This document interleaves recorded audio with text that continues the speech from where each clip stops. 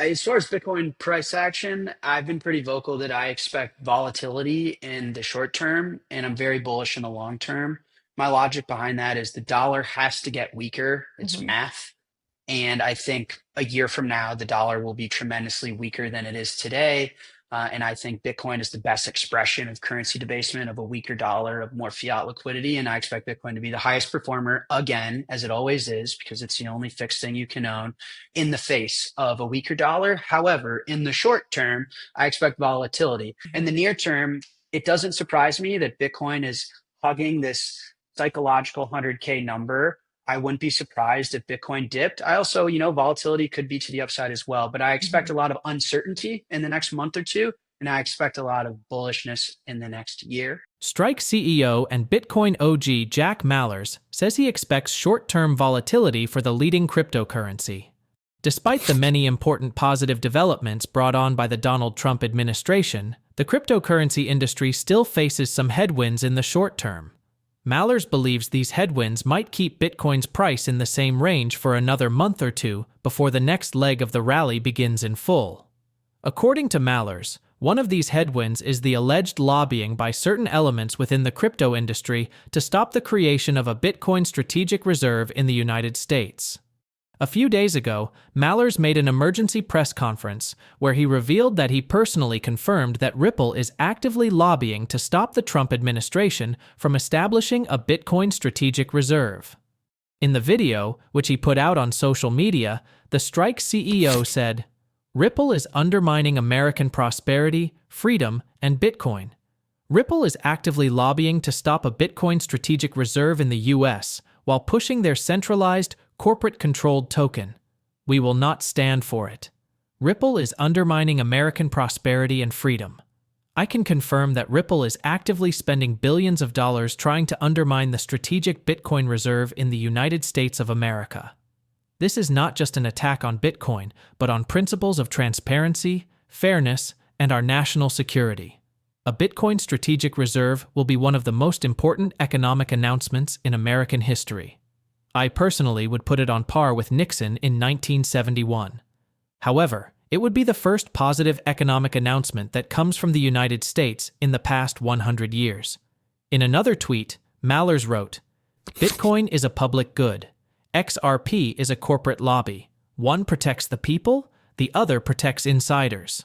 The US has a chance to make history with a strategic Bitcoin reserve. Finally, an economic decision that benefits the people and secures the future of our country." The Strike CEO goes into more detail in a recent interview with Natalie Brunell.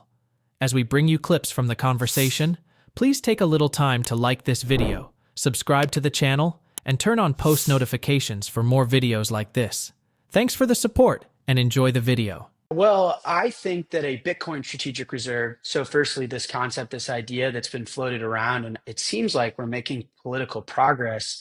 I think it would be one of the most important economic announcements in US history. Important meaning, I think, on par with something like Nixon's announcement in 1971. However, I think the big difference that no one's talking about enough is it would be one of the first positive economic announcements. So important doesn't bias positive or negative. It means it's meaningful to the public, but meaningful to the public has usually been negative with economic US announcements. 1933 was a really big one, and it was the confiscation of gold. 1971, Nixon, the one I keep referencing, was a really big one. It was divorcing ourselves from the gold standard, which the way I like to think about it is divorcing our monetary policy from the immutable laws of Mother Nature and the ability for the government to print currency, debase currency, and inflate the goods and services of the people and the public.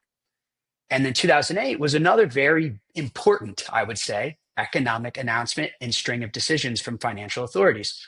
But was it positive? No. It was that financial authorities took the side of Wall Street, banks, and private corporations and burdened the cost of the mistakes on the people, on the public.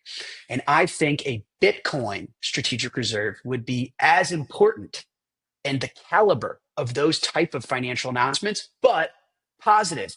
And I think there's a lot of insights in that idea because this is an asset that's owned only 2, 3, 4% of the Bitcoin network is owned by governments. Who owns it, Natalie? The people, the public. This is an asset where its monetary policy cannot be changed. It cannot be forced seizure. It's global. It's inclusive. You could buy a penny worth of Bitcoin. So you're talking about a financial instrument that can measure a grain of sand or a professional sports team. And so this is in the best interest of the people. It's in the best interest of the public. And we're reaching an inflection point where is the future of the money one of the people or one of corporations? And so I think it's as important, but positive. And when I see something like Ripple lobbying privately as a for profit corporation to undermine this idea of a positive announcement that's in the best interest of the people, in the best interest of the public, that's changing the tide of the last century of American economic announcements and monetary policy against the public, against the people, and really changing the momentum in our direction as a country and the leader of the free world. Ripple is bringing us back to all of the awful announcements that are against the best interest of the public that I just walked us through, right? This is this is private lobbying acting as innovation, acting as a public good and service. But what is it? Ripple printed 100 billion XRP tokens, gave it to themselves, and the distribution to the people is by them selling it. People say, well, Michael Saylor's lobbying for Bitcoin. Why can't Ripple lobby for Ripple? Well, Michael Saylor has bought $30 billion worth of Bitcoin. He thinks Bitcoin's a good idea for him, and he wants America to think the same. Ripple has never bought Ripple. They've only sold it. If XRP is so good, why don't you buy any? Why do you keep selling it? So this is a private corporation that's created money out of thin air, that biases themselves, that wants to burden the American public to promote their self-interest. It's the same as 1933. It's the same as 1971. It's the same as 2008, hidden as a public good that's riding the coattails of Bitcoin. So my announcement was trying to give that context, give the American history of that the people and the public have been the burden and the brunt of all of the unfortunate mistakes when it comes to monetary policy and economics in this country. And this is our opportunity through technological innovation, where Bitcoin's a public utility for us. And there's corporate lobbying that's trying to take that away and prioritize their interests. So that was my message. And I'm glad that it got some attention. And, Ripple, in my opinion, crossed the line. And I'm willing to die on this hill, that's for sure. To circle back on the strategic reserve, we saw Senator Lummis, who has been a staunch proponent of Bitcoin only, laser eyes. She's now the chair of the Senate Banking Subcommittee on Digital Assets. Do you think that her Bitcoin Act will get approved? Will we see a strategic reserve of Bitcoin and potentially the country buying Bitcoin, or are you no longer as bullish on that? I would say I've always been hopeful. Uh, I I'm a proponent of, truth and good ideas win in the end. Nothing defeats Father Time. And so, pushing lies. As I run a company and we think about scalability and efficiency and, profit per employee, these type of metrics. And I always tell internally, lies aren't efficient and they're very hard to scale. They may work short term, but long term, low time preference, building anything on lies or bad ideas will never work. And so I think fundamentally, the US owning Bitcoin is a good idea and it solves some of our biggest problems. So, from that vantage point, I've always been hopeful. The unfortunate reality of my country owning Bitcoin is it involves a lot of politics.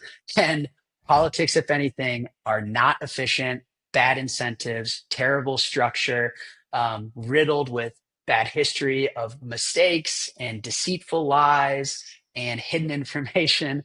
So, I will say, El Salvador, I think that the world is now seeing just how incredible their Bitcoin journey is relative to now watching the United States try and Mhm. replicate some version of it.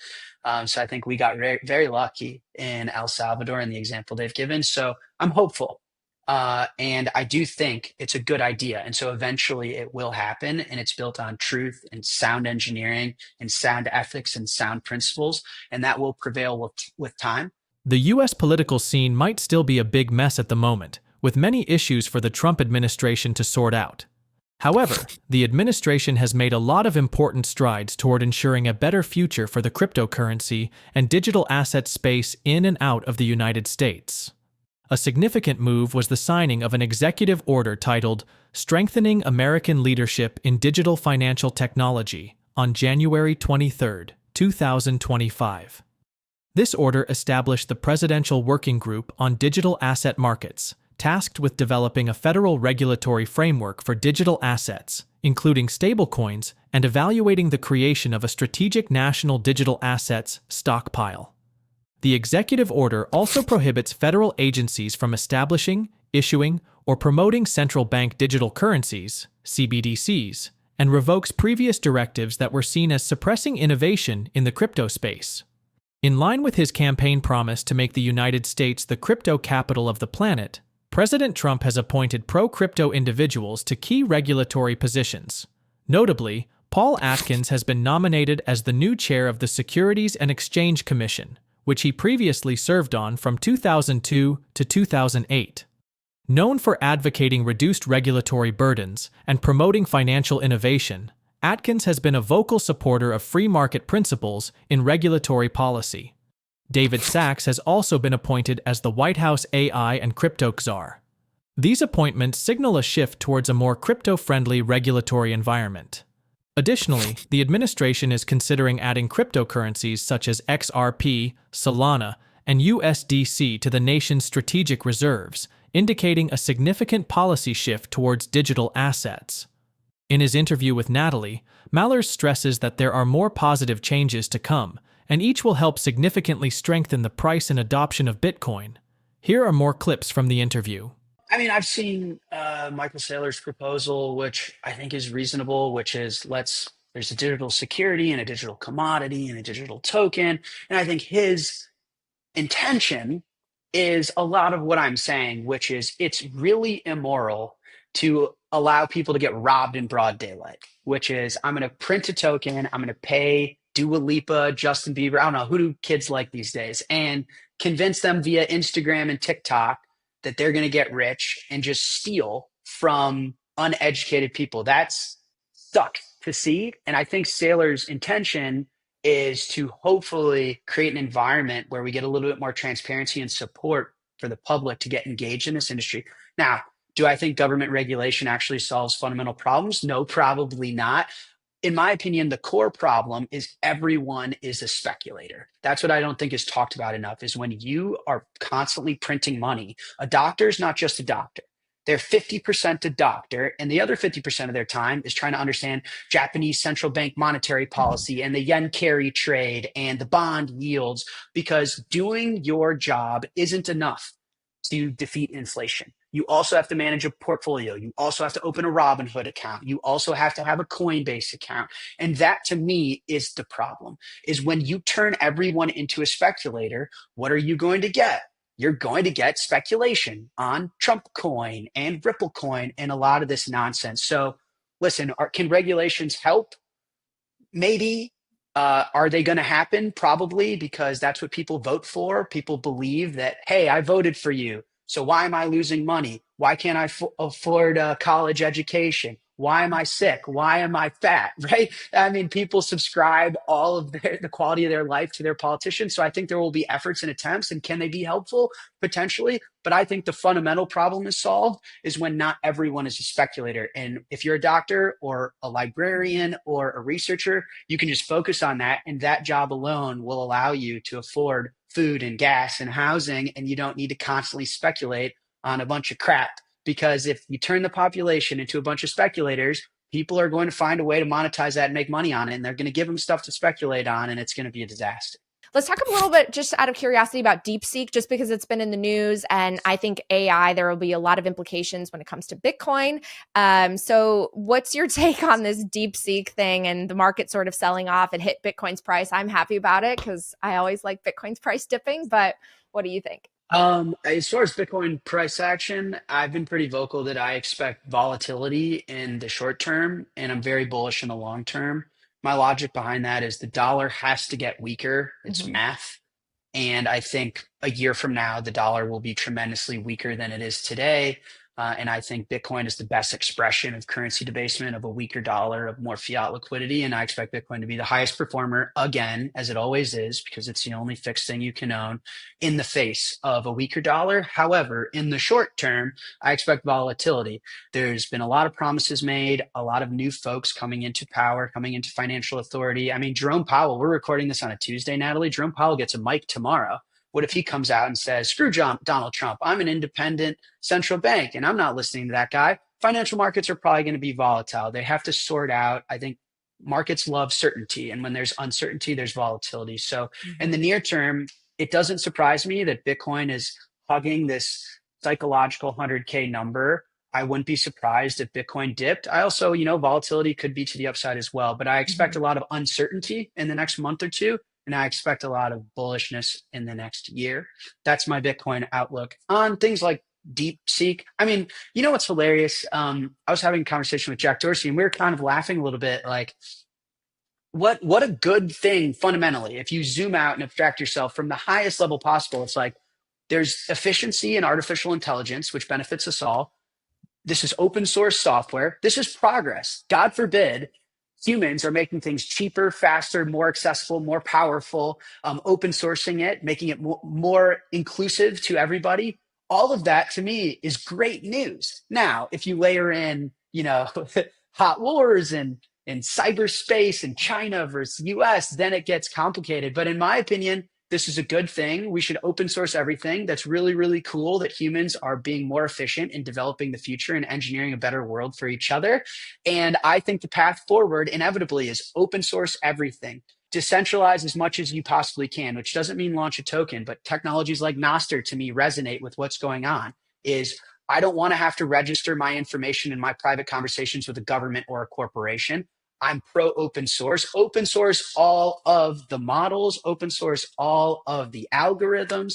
Let's get back to individuals owning their data and acting more sovereignly. So I don't want to subscribe to the screw China. Let's all give our information to Sam Altman.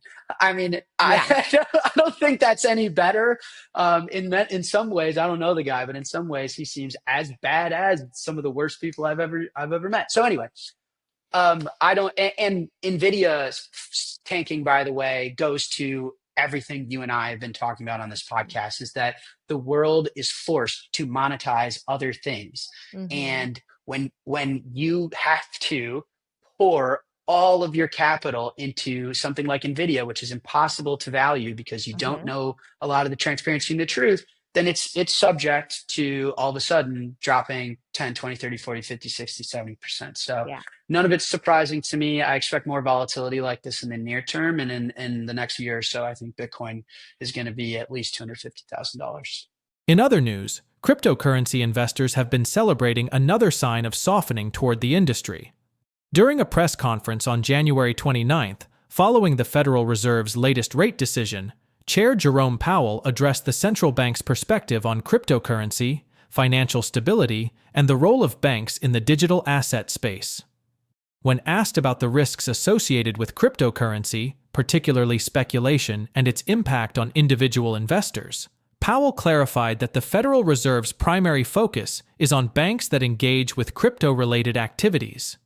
He emphasized that banks are well equipped to serve crypto customers, provided they fully understand and manage the risks involved. He said, "Our role with Bitcoin really is to look at, with crypto really, is to look at the banks. And we think banks are perfectly able to serve crypto customers as long as they understand and can manage the risks.